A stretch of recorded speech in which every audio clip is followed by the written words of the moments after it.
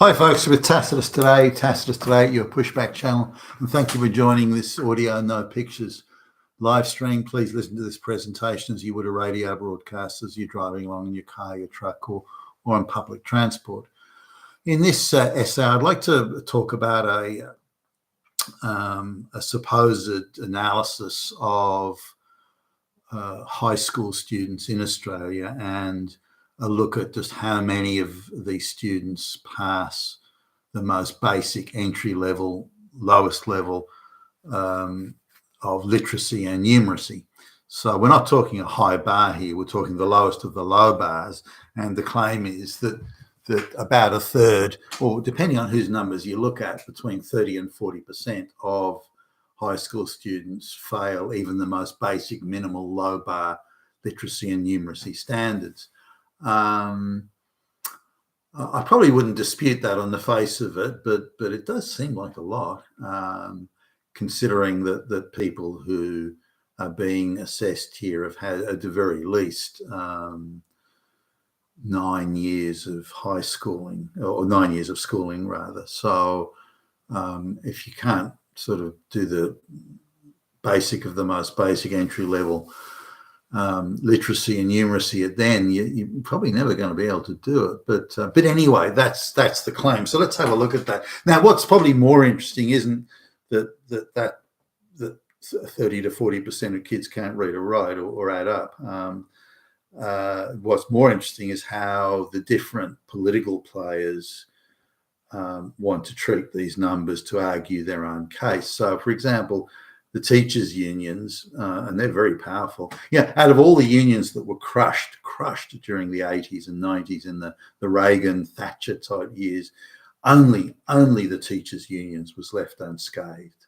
All other unions were absolutely, flattened and destroyed, and some destroyed altogether, pretty much. Only the teachers' unions was allowed to maintain its influence. That's an interesting sort of thought there. But anyway, coming back to the teachers' unions argue that, well, look how many kids can't read or write. That just shows how many more resources are needed. That just shows that the education sector is underfunded and under-resourced to Armageddon level proportions. So we have to double, triple, quadruple, quintuple the amount of resources that get. So we have to throw money by the fuckload at education, and this just proves it. Look how many children can't read and write. So that's their sort of take on it. Now, others in say who might be concerned with efficiency are taking a different. They're saying, look how much money is being thrown at education, and still the kids can't read and write. Clearly, we've got misallocation of funds. We've got piss poor teachers. We've got low quality. There are a shitload of problems. Extra money is not the issue. It's efficiency and quality. Those are the issues. So that's the direction that group heads in. Yet others, again, more on the ideological side of things, shows, well, by showing up or indicating that these kids can't read and write, we're actually attacking their self-esteem. So the solution to this is not to test or examine or measure anybody. We'll just say everybody's equal. Everybody is a human being. Do you disagree with that, you fucking Nazi? So we just lower the standards or remove standards. There is no standard. Everybody's a human being. So don't measure or test anybody. So that's another, or to lower the bar even further. So if you can say the cat sat on the mat, even though you're 15 years old, then but that's it. You've met the standard. You're good to go, buddy. So again, different sort of groups and lobby groups and activist groups are arguing for that. Now, there's a few things in the analysis here that make me rather suspicious. One is the claim that recent illiterate migrants who come from non-English speaking backgrounds, recent illiterate migrants to the West, and we're not talking local born migrant children here, but children who've come into the education system in Australia not being able to speak a word of English when they arrive, and yet they are now the best students when it comes to literacy. Their English skills, reading and writing English skills are better than locally born white kids, even though English is not spoken at home, and they're relatives, so they still speak whatever other language, but somehow their command of English in written and oral expression is much better than the local kids. I don't believe that, not for a minute. There are also subset claims, for example, Indigenous Australians that don't attend school or have very sporadic attending of school have lower literacy outcomes and numeracy outcomes than children who do spend a lot of time at school. Well, wow. That's hardly a revelation. You don't go to school, then you're not going to learn as much as kids who do go to school. But that's twisted into being a racial victim Marxist take on things. But it just shows how under-resourced the Indigenous Australian education system is. It is under-resourced. It is not. Resources on a vast scale are available. A lot of it, is gravy train handouts to the activists rather than actual on the ground level education. I do concede that. But their argument is, well, look, it must be under-resourced. Look, the kids aren't getting equal outcomes. If they're not getting equal outcomes, it means the Nazis are in control. So we have to fight the Nazis and get a shitload more money, and that'll fix it. And that's, of course, nonsense. So it's being treated in but as with these things, it's turned into a political football rather than is it a cool and sober assessment of things? And I suspect it's not. But if it is, how do we then resolve it?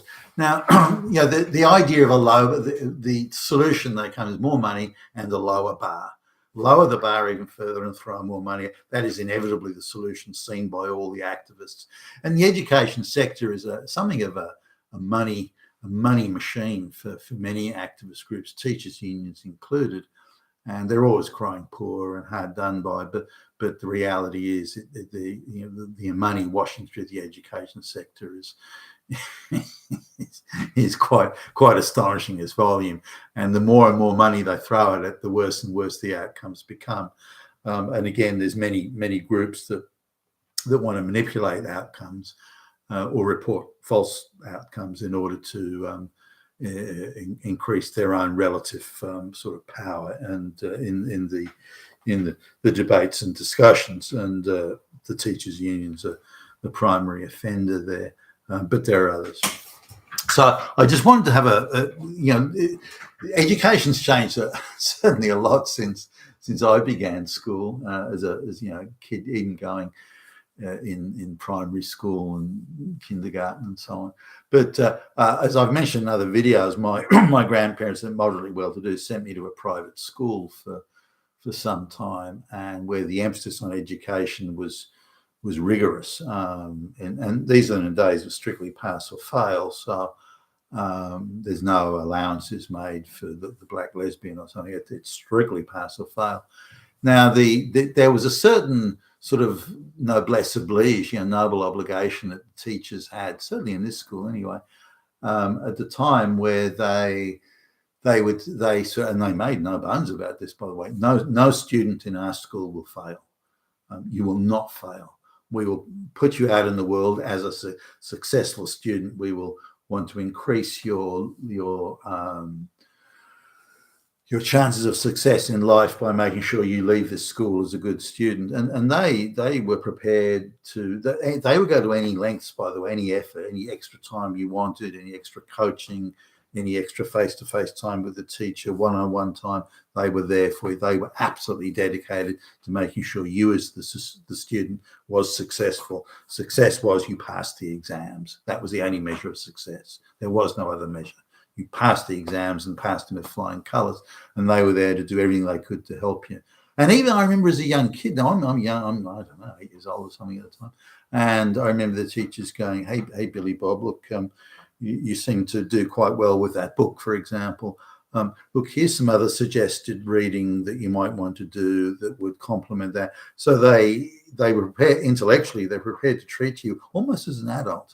If you showed promise and you prepared to work and commit yourself and so on, they would do whatever they could to help you. Would you like more? Okay, I need to explain this to you. Do you want to come after class and and we can talk about this mathematical thing or that that piece of literature or whatever the case may be. I remember one teacher trying to inculcate it, and I was too young to get it, an appreciation of, I think it was Gerard Manley Hopkins, poetry, and there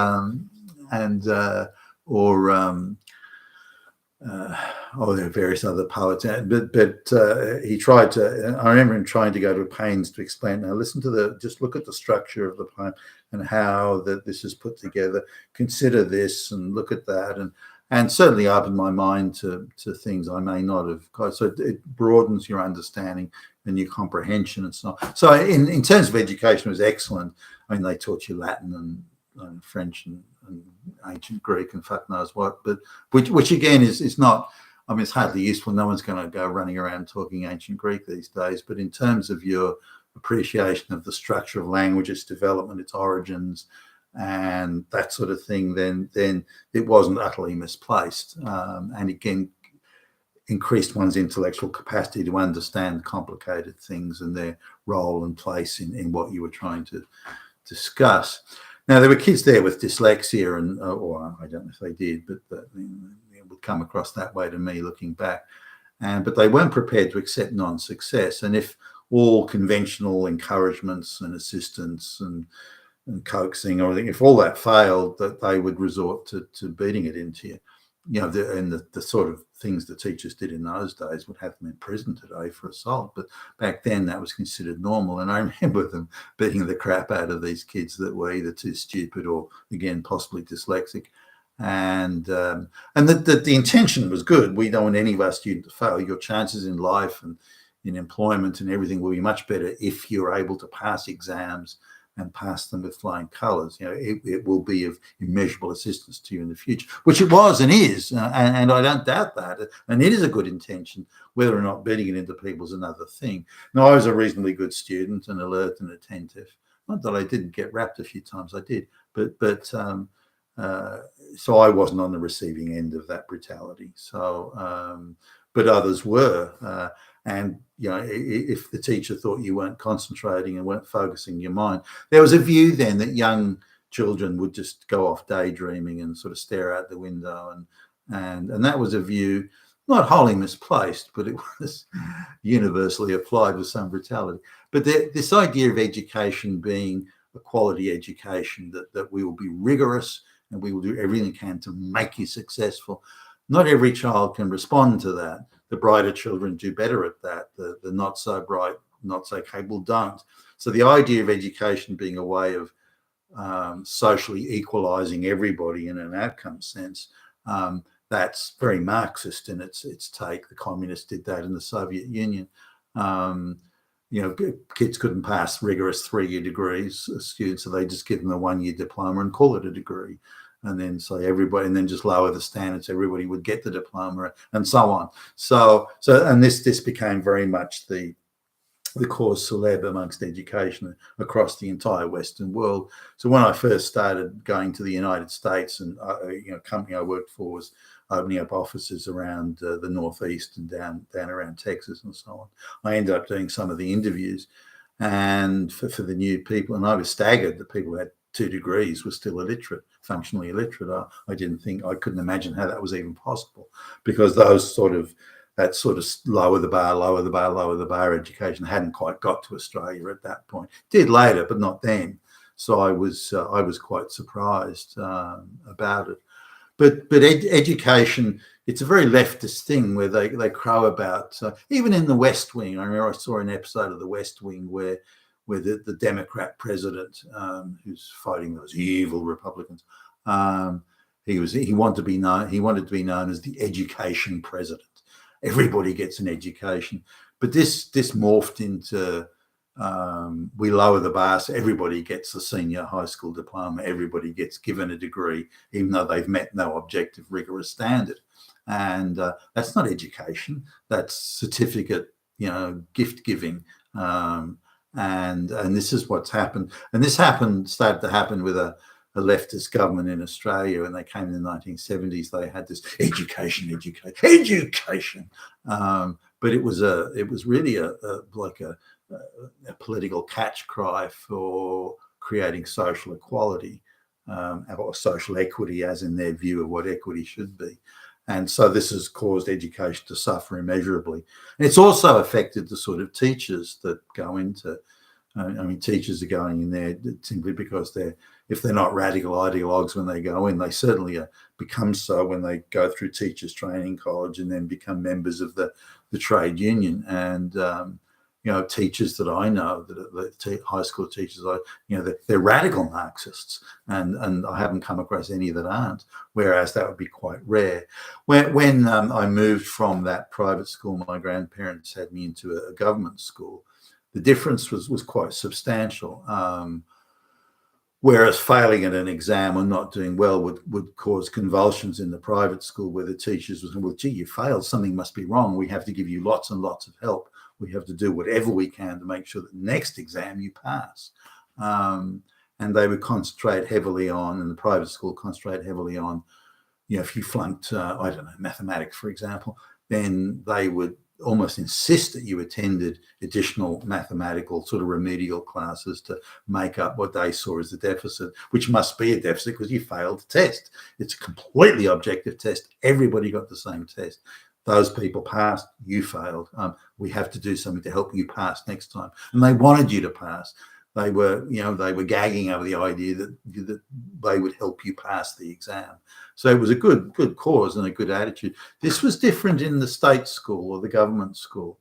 They didn't particularly care if you passed or not. They wanted you to pass, and there was no sort of effort to prevent you from passing. It wasn't that, but it wasn't the main game as the government school teachers perceived it.